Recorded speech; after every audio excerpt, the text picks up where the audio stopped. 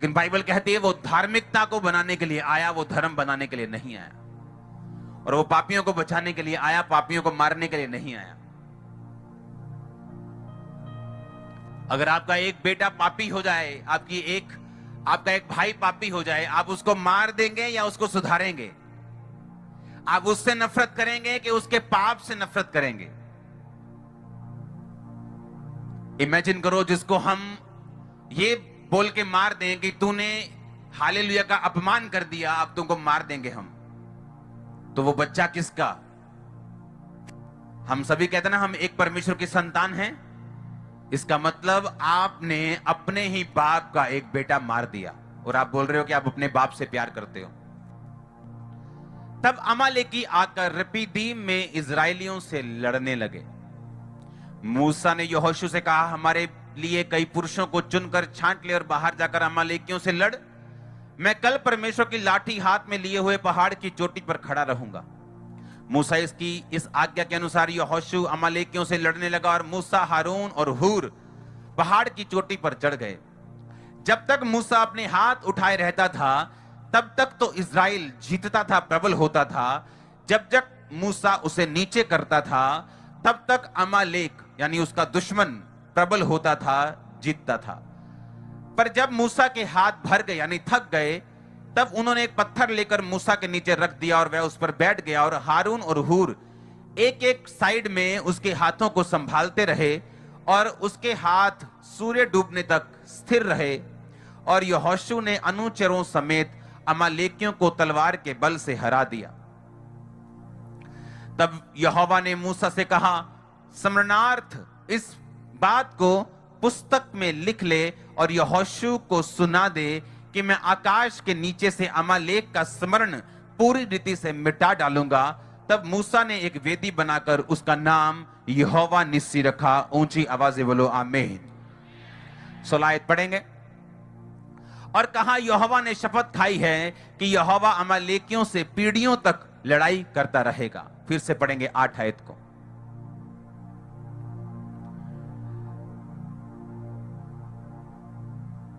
मैं आपसे क्वेश्चन पूछना चाहता हूं, क्या आप क्रिश्चियन हैं? श्योर नहीं हो क्या? क्या आप बैप्टाइज हैं या नहीं? आपको विश्वास है कि आप यीशु मसीह की संतान हैं? बाइबल कहती है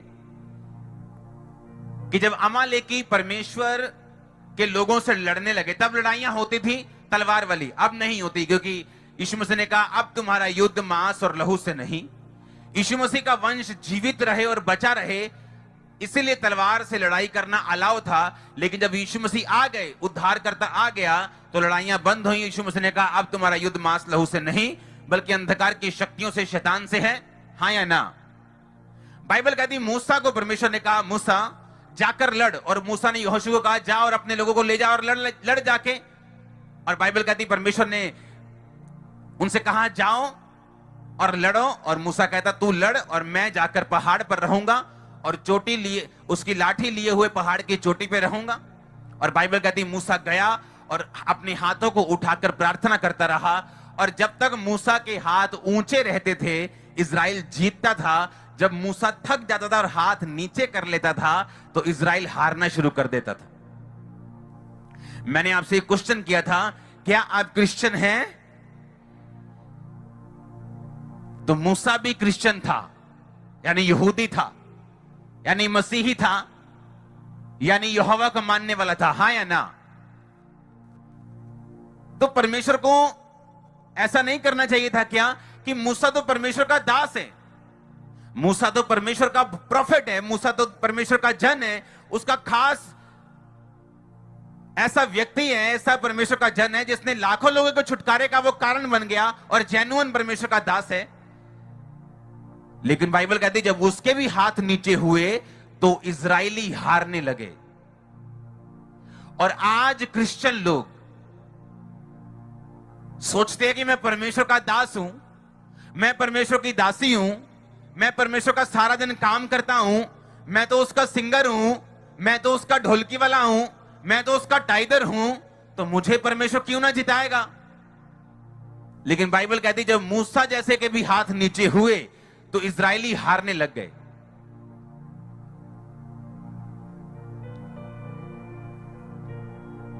आपको समझ आ रही है कि नहीं? परमेश्वर ने यह नहीं देखा कि हाँ हाँ मूसा मेरा बहुत बड़ा दास है, मूसा कोई बात नहीं, मूसा नहीं भी प्रार्थना करेगा तो भी मैं इसके साथ हूं। अब मूसा को थोड़ी मैं छोड़ दूंगा, वो इतना बड़ा दास है परमेश्वर का। वो चेले जो परमेश्वर के साथ रहते थे, साथ खाते थे, साथ सोते भी थे। और जब यीशु मसीह 3 चेलों को लेकर पहाड़ पे चले गए और बाकी चेले पीछे रह गए और लोग आए कहते ये दुष्ट आत्मा है मेरे बेटे में, निकाल दे, और वो चेले निकाल नहीं सके। और जब यीशु मसीह आए तो उस दुष्ट आत्मा को निकाला। उस वचन को हम पढ़ेंगे अपनी स्क्रीन के ऊपर। तब यीशु ने हाथ पकड़कर दुष्ट आत्मा वाले व्यक्ति को उठाया और वह खड़ा हो गया। और जब वो घर में आए तो चेलों ने अकेले में उससे पूछा, हम उस दुष्ट आत्मा को क्यों नहीं निकाल सके?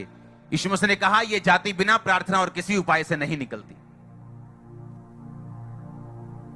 वो चेले, कौन चेले? जो परमेश्वर के साथ रहते थे, ऐसा साथ इकट्ठा। इंपार्टेशन थी उसके उनके अंदर। मुर्दे जीवित करते थे, वो हीलिंग करते थे, डिलीवरेंस करते थे। लेकिन ये वर्स, ये बाइबल की लाइन प्रूफ करती है कि सभी चेले वो काम नहीं कर सकते थे जो पतरस, याकूब और यूहन्ना कर सकते थे। सभी चेले वो नहीं कर सकते थे। कुछ चेले वो कर सकते थे, कुछ चेले वो नहीं कर सकते थे। अब कारण क्या? परमेश्वर कि वो चेले खुद। जब वो चेले एम्बैरेस हो गए, शर्मिंदा हो गए, घर आके पूछते परमेश्वर से, प्रभु प्रभु हम वो क्यों नहीं निकाल सके? हमसे वो ये चीज, हमसे वे चिन्ह चमत्कार क्यों नहीं होते? हमारी मिनिस्ट्री में मिरेकल्स क्यों नहीं होते? परमेश्वर ने कहा, कुछ दुष्ट आत्माएं बिना प्रार्थना और उपवास के नहीं निकलती। कुछ ऐसी ढीठ दुष्ट आत्माएं हैं बिना प्रार्थना उपवास के नहीं निकलती। मूसा रास्ते में जा रहा था, परमेश्वर ने कहा मूसा से, मूसा मेरे लोग प्रार्थना कर रहे हैं, जा और उनको छुड़ा। जब मेरे लोग प्रार्थना करते हैं तो मैं अपना बंदा ही भेजता हूं, अपना दास ही भेजता हूं, मैं तुझको चुनता हूं, जा और भेज। नहीं प्रभु मैं नहीं जाऊंगा, और किसी को भेज। नहीं, ये देख तेरे को मैं चिन्ह देता हूं, चमत्कार देता हूं। लंबी बहस चलती, लंबी बात चलती। अच्छा ये तेरे हाथ में क्या है? छड़ी, नीचे डाल, सांप बन जाएगी। सांप बन गई, मूसा भाग गया। भाग मत, उसको पकड़ ले, पूंछ से पकड़ लिया, छड़ी बन गई। अच्छा अपना हाथ छाती पे रख के ढांप ले, कंबल में ढांप लिया, बाहर निकाल, कोड़ी हो गया, फिर से ढांपा, बाहर निकाल, अच्छा हो गया।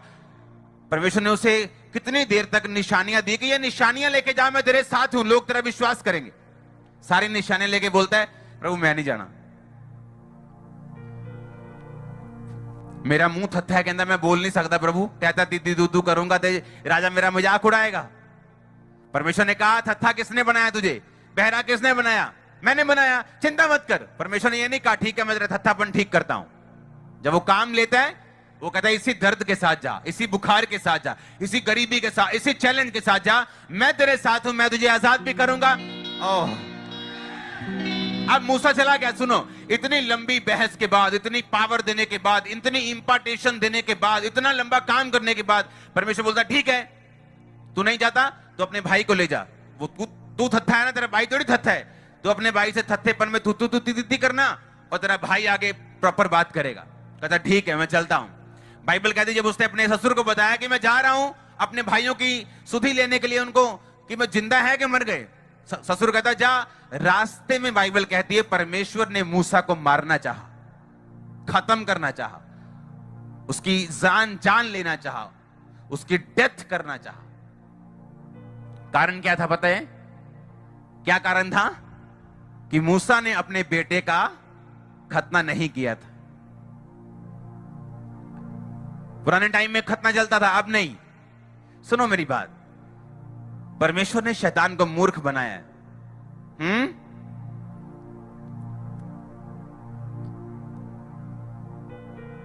ताकि जब रियल सुसमाचार आए तो जितने कॉपी शॉपी हैं वो पीछे रह जाएं। हां, और शैतान भी कितनी बार अपनी चीजों को बदलेगा। आप समझ रहे मेरी बात हो कि नहीं? और बाइबल कहती जैसे ही उसकी पत्नी ने उसका खतना किया परमेश्वर ने मूसा को छोड़ दिया। मैं आपको यह बात बताना चाहता हूं कि परमेश्वर अपने वचन पे जब आता है वो आपकी शक्लें नहीं देखता। आप कौन हैं, चर्च के लिए कितना फायदेमंद हैं, आप बड़े प्रीचर हैं, छोटे से विश्वासी हैं, या आप कौन हैं? आपके घर में क्या चल रहा है, आपने यीशु मसीह के लिए कितने स्टैंड लिए, वो कुछ नहीं देखता। वो ये देखता है आपने वचन को पूरा किया या नहीं किया। मूसा के हाथ नीचे, मूसा हारने लग गया। लोग बोलते हैं मूसा कैसे हार सकता है, ये तो प्रॉफिट है, ये तो दास है, ये तो परमेश्वर का जेन्युइन जन है, ये हार नहीं सकता।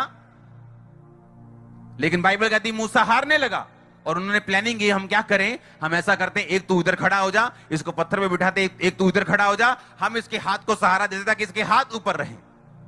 और बाइबल कहती जब वो अपने हाथों को उठाए रहा तो शाम तक परमेश्वर ने उनको हरा दिया। और परमेश्वर ने यह भी जजमेंट दी कि अब परमेश्वर अमालेकियों का स्मरण पूरी धरती पर से मिटा डालेगा। यानी जब आप प्रार्थना करते हैं, आपके एनिमीज के ऊपर, उन दुष्ट आत्माओं के ऊपर परमेश्वर जजमेंट भेजता है, उन्हें नाश करता है, उन्हें फायर भेजता है। आप समझ रहे मेरी बात को?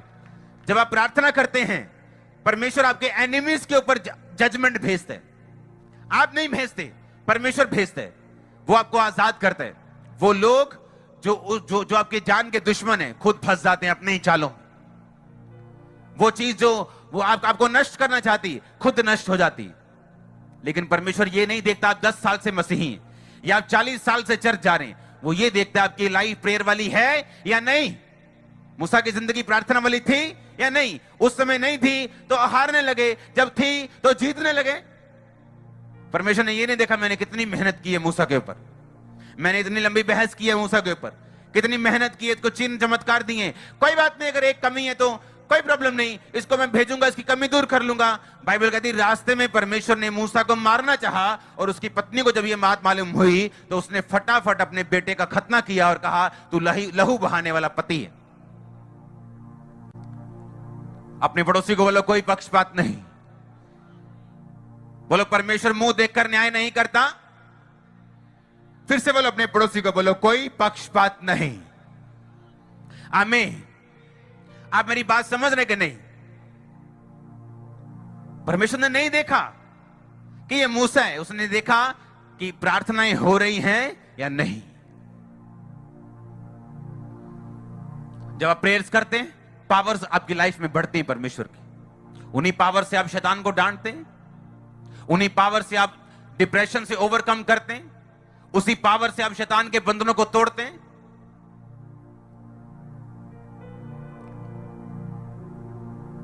जब आप प्रेयर में जाते हैं, एक अजीब किस्म का कॉन्फिडेंस और अजीब किस्म की सामर्थ आप हमेशा अपने साथ महसूस करते हैं। आप जानते हैं जब आप प्रेयरलेस होते हैं, आपकी प्रार्थना जब नहीं होती, आप डरे रहते हैं, आप फियर में रहते हैं, डर में रहते हैं। आपके अंदर डर रहता है हमेशा जब आप प्रार्थना कम होती। वही मुसीबत जब आप प्रार्थना करने के बाद फेस करते हैं, मुसीबत वही है पर डर नहीं है अब। और यही परमेश्वर चाहता है, वो आपको फियरलेस करना चाहता है। आप जानते हैं शैतान 50% तब मर जाता है, वो उसकी स्ट्रेंथ खत्म हो जाती है जिस टाइम वो आपको कॉन्फिडेंस में देखता है, फेथ में देखता है, आनंद में देखता है। बावजूद इसके कि वो आपको मुसीबतों के बाद मुसीबत देके आपको डिस्करेज करने की कोशिश कर रहे हैं या आपको निराश करने की कोशिश कर रहे हैं, पर जब वो आपको देखता है कि आप निराश नहीं हुए, डिस्करेज नहीं हुए, क्योंकि प्रेयर लाइफ, प्रेयर आपका जनरेटर है, स्पिरिचुअल जनरेटर। जब ये चलता है तो पावर प्रोड्यूस करता है, और जब पावर होती है तो एसी भी चलते हैं, कूलर्स भी चलते हैं, साउंड भी चलते हैं, आवाज भी आती, ठंडक भी आती। हालेलुया। आप इमेजिन करो एक क्रिश्चियन जो परमेश्वर के इतना करीब है, उसको परमेश्वर कह रहा है कि अगर तेरे हाथ नीचे आ रहे हैं तो वो हार रहा है, अगर हाथ ऊंचे जा रहे हैं तो वो जीत रहे। इमेजिन करो आप,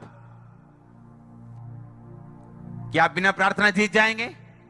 बोलो, क्या आप बिना प्रार्थना दुश्मन से जीत जाएंगे? परमेश्वर ने कहा मैं तुम्हें वो कनान देश देता हूं, जा और लड़ो और जीत ले।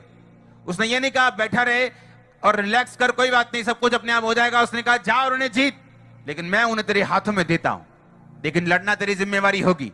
लाइफ में आपको वो नहीं मिलता जो आप डिजर्व करते हैं, लाइफ में आपको वो मिलता है जिसके लिए आप फाइट करते हैं। फाइट करो यीशु मसीह के नाम में, फाइट करो अपनी फैमिली के लिए, फाइट करो अपने लोगों के लिए। और हमारी फाइट किससे है? शैतान से। हमारी फाइट किसी संगठन के साथ नहीं। हालेलुया। ये सभी लोग जो आपको लगता है कि हमारे दुश्मन है, आरएसएस, ये हमारे मित्र हैं, हमारे दोस्त हैं। ऐसा सोच के चलो। हमारा दुश्मन कौन है? शैतान है। हालेलुया। अगर हम किसी व्यक्ति, किसी ग्रुप को अपना दुश्मन समझ के काट देंगे तो उनको सुसमाचार कौन देगा? आपने लाखों को पहले ही काट दिया। आप बताएंगे सुसमाचार, मुंह खोलेंगे और बताएंगे, तभी तो सुना जाएगा। अगर हम पहले से नफरत पाल लेंगे दिलों में तो क्या कर लेंगे? फिर तो खत्म हो गया सब कुछ। अगर पौलुस के प्रति नफरत पाल लेते लोग कि क्रिश्चियनिटी खत्म कर रहा है, क्रिश्चियन खत्म कर रहा है, चर्चों पे अटैक कर रहा है, इसको मार दो, इसको पकड़ो, झुंड बनाओ और इसको खत्म कर दो, तो आज आप बाइबल नहीं पढ़ रहे होते। बाइबल के आधी पत्रियां नए नियम की पौलुस ने लिखी। हम प्रार्थना करने के लिए बुलाए गए, हम घुटनों पे रहने के लिए बुलाए गए, हम देश बचाने के लिए बुलाए गए। ये आपकी जिम्मेवारी है। आप जब प्रार्थना में रहेंगे आपका परिवार बचेगा। आप प्रार्थना में रहेंगे, बीमारियां छोड़ के जाएंगे। आप जितने मर्जी अच्छे क्यों ना हो, जितनी मर्जी बड़ी बुलाहट से क्यों ना बुलाए गए हों, बिना प्रार्थना शैतान हारने वाला नहीं। बिना प्रार्थना आप जीतने वाले नहीं। आप कितने भी जेन्युइन क्यों ना हो, उल्टा जो ज्यादा जेन्युइन होते हैं उन पे ज्यादा शैतान अटैक करने की कोशिश करते हैं, ताकि उसकी रॉन्ग एग्जाम्पल को पेश किया जाए। अगर ऐसे रहोगे तो मार दिए जाओगे, थोड़ा टेढ़े बन के रहो दुनिया में। यही तो शैतान चाहता है कि हम टेढ़े बने और परमेश्वर के रास्तों को छोड़ दें। हमें टेढ़ा बनने की जरूरत नहीं, प्रार्थना में रहने की जरूरत है। आप देखोगे जब आप प्रेयर में रहोगे, अपने आप सब कुछ होना शुरू होगा। वो चीजें जो आप अपने आप नहीं कर सकते वो परमेश्वर करना शुरू कर देगा। आप जब प्रार्थना में बढ़ना शुरू करोगे, आप देखोगे ऐसे लोगों को जो आपकी लाइफ में अनफ्रूटफुल है, एक तरह का बोझ बन चुके हैं आपकी लाइफ के ऊपर, लेकिन आपको उसका मालूम नहीं और ना आप उनको छोड़ना चाहते। लेकिन जैसे ही आप प्रेयर में बढ़ेंगे, परमेश्वर ऐसे कट ऐसी छांटी लगाएंगे, आप बोलेंगे वाह। जैसे कटिंग के बाद फील होता है ना, थोड़ा हल्का हो गए, ऐसा हल्का लगेगा आपको। और दूसरी बात, आपका काम 10 गुना बढ़ेगा।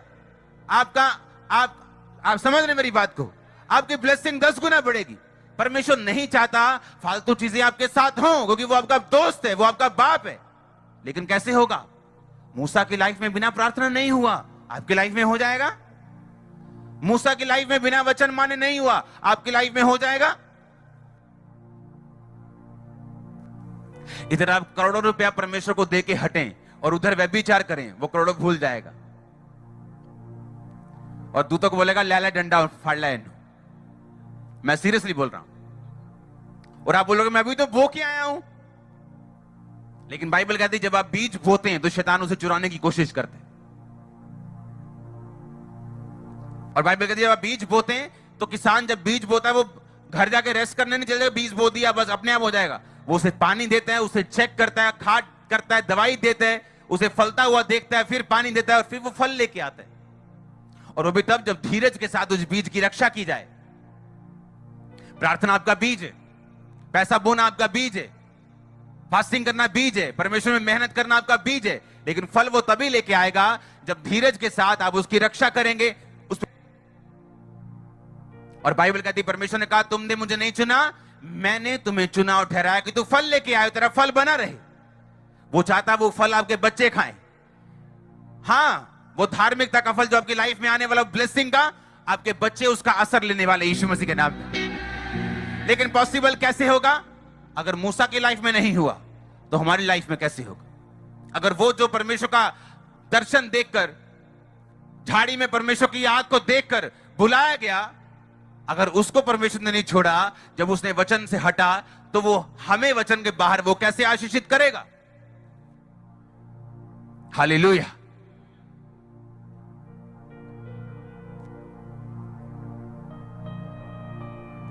जब मिनिस्ट्री बढ़ती तो पास्टर्स बिजी हो जाते हैं। जैसे मिनिस्ट्री बढ़ी, 500 लोग हुए, अब 500 लोगों का बर्थडे, 500 लोगों की ये 500 लोगों की शादी, बर्थडे, शादी, फोन, ये वो, बहुत बिजी हूं, बहुत बिजी, लेकिन आगे कभी नहीं बढ़ पाते। क्योंकि जैसे आपकी जिम्मेवारी बढ़ेगी, आपको प्रेयर में बढ़ना पड़ेगा,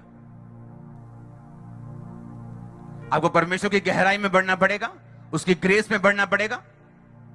तभी जो लोग आ रहे हैं वो एक ऐसा मैसेज लेके जाएंगे जो लाइफ चेंजिंग होगा। वो सिंपल सरमन लेके घर वापस नहीं जाएंगे। एक छोटा सा अच्छी बात सुनी, हाँ हाँ भलाई करनी चाहिए, अच्छा करना चाहिए, वचन पे चलना चाहिए, लेकिन कैसे करें, क्या? आप ग्रेस रिसीव करके जा रहे हैं। रिसीव करो प्रेयर करने की ग्रेस को, रिसीव करो पाप को मना करने की ग्रेस को। आमीन। ऊंचा ये बरकत की आशीष